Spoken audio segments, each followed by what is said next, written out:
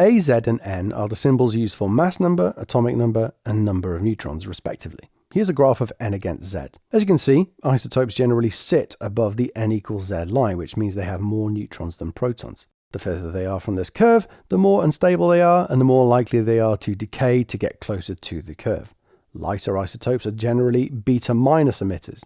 Heavier isotopes are alpha emitters. Beta plus emitters don't exist naturally, as they require proton doping to produce the right isotopes, which puts them under the curve. We can zoom in on this graph to show the decay chain an unstable isotope will move through. They can also take different routes to end up at the same stable isotope. There are always diagonal lines in this case, but just be aware that you could get a graph of A against Z instead. In this case, you get a horizontal line for beta, as the mass doesn't change.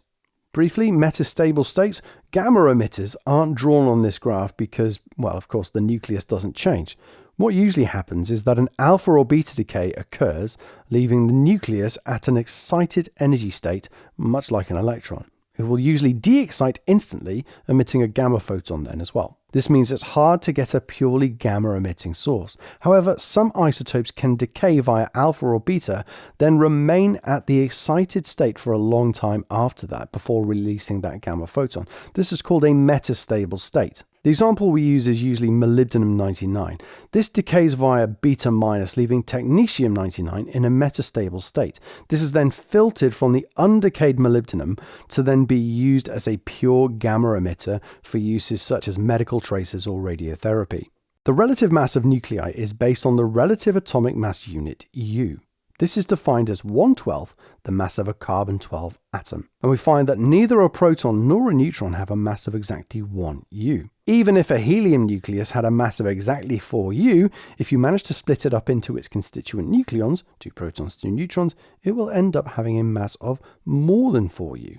How's that? Well, it's because it requires work to do that, to separate them out, to overcome the strong nuclear force. This energy is turned into mass, and we use E equals delta mc squared for that. Delta m being what we call the mass defect, what the difference in total mass is between before and after. Of course, E equals mc squared involves joules and kilograms, but here's the shortcut. 1 U of mass converted into energy gives you 931.5 mega electron volts. This will be in your formula sheet. It's a much nicer conversion factor to work with. This energy needed to separate out the nucleons is called the binding energy. Now, if we draw a graph of average binding energy per nucleon against mass number, we end up with this shaped graph. Now, to all intents and purposes, average binding energy and total binding energy follow basically the same pattern, so they're essentially the same thing. So maybe that'll help you understand what's going on here. Remember that binding energy is the energy needed to separate a nucleus out into its constituents, which means the one at the top requires the most energy to separate out the nucleus. This is the most stable isotope, therefore, and it happens to be iron 56. The little spike on the left is helium-4, by the way. It's an uncharacteristically stable isotope compared to its immediate neighbours. That's why it's emitted during alpha decay. However, when nuclear events occur, such as fission, fusion, decay, they don't involve nuclei completely split into their constituents, of course, or vice versa, but just rather turning into other nuclei, which are more stable, meaning they always move up the curve as their total binding energy, and therefore their average binding energy per nucleon as well, has increased. We can think of them as falling down a potential well, meaning they would need more energy to get out. Fission is the splitting of a nucleus, whereas fusion is the joining together of them. In both cases, energy can be released so long as the binding energy has increased. They fall down this imaginary potential well, and therefore climb this curve. That means the isotopes to the left of iron 56 release energy if they undergo fusion. To the right of it, the same is true if they undergo fission instead. If you were asked to calculate the binding energy in an interaction, all you have to do is find out the mass defect and then just times by 931.5 to give you the binding energy in mega electron volts. Fission usually needs to be induced. For example, a uranium-235 nucleus in a nuclear reactor's fuel rod will absorb a neutron, turning it into uranium-236, which is more unstable, and it splits roughly in half, producing 2 or 3 more neutrons that go off to do the same. In the process, energy is released as kinetic energy, and that heats up the coolant, which then supplies heat to water in a boiler to turn it into steam, to turn a turbine, a generator, etc. Hence why a reactor is often called a thermonuclear reactor. The neutrons released from fission are actually traveling too fast to be absorbed by the uranium nuclei, so they must first be slowed down by a moderator, usually water or graphite, to what we say are thermal speeds. A reactor doesn't have an off switch though, so control rods are used to increase or decrease the rate of fission. Often made from boron, neutrons will be absorbed by them without causing further fission. They're lowered or raised between the fuel rods depending on the output needed. Don't get these confused with the moderator though. The moderator is not there to slow down the reaction. In fact, it's the opposite. It speeds up the rate of fission by slowing down the neutrons so they can be absorbed and cause fission. Nuclear waste is awful stuff. It's hot and very radioactive, so it must be disposed of safely. It's left to cool in ponds first, and then it's vitrified in glass, which is non-porous, and it's stored deep underground away from water sources and fault lines. Activity is given by the simple equation A equals lambda n, where n is the number of undecayed nuclei, not neutrons in this context, and lambda is the decay constant in seconds to the -1, but it could also be another unit for time to the -1 instead. The decay constant is the probability that a single nucleus will decay in that amount of time.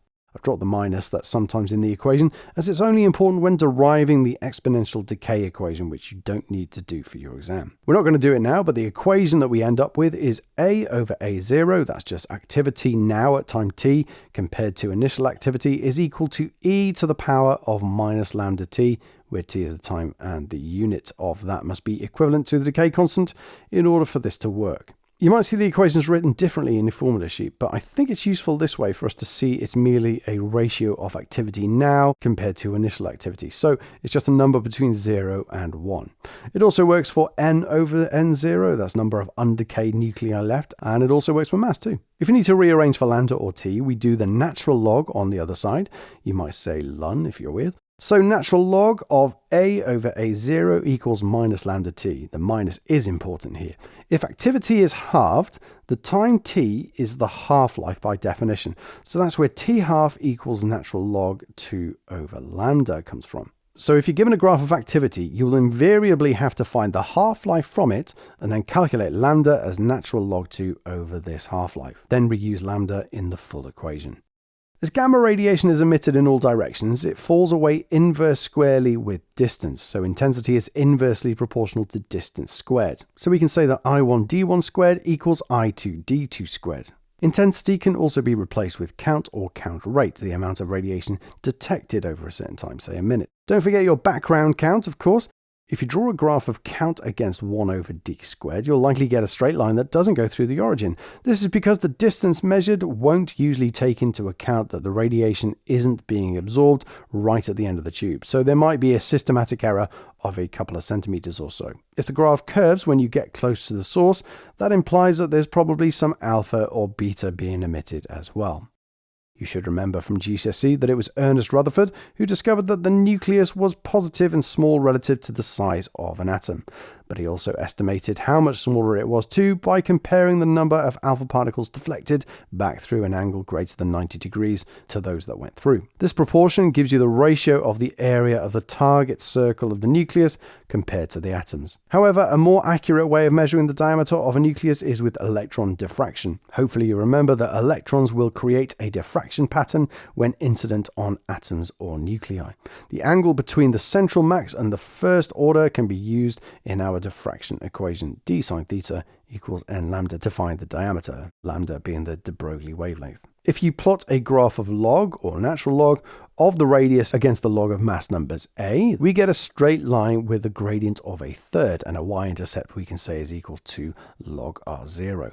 Combining the right side and delogging, we end up with r equals r0 times a to the third. Often you'll be asked to compare two nuclei to find an unknown radius or nucleon number. So as r is proportional to a to the third, we can say that r1 over a1 to the third is equal to r2 over a2 to the third.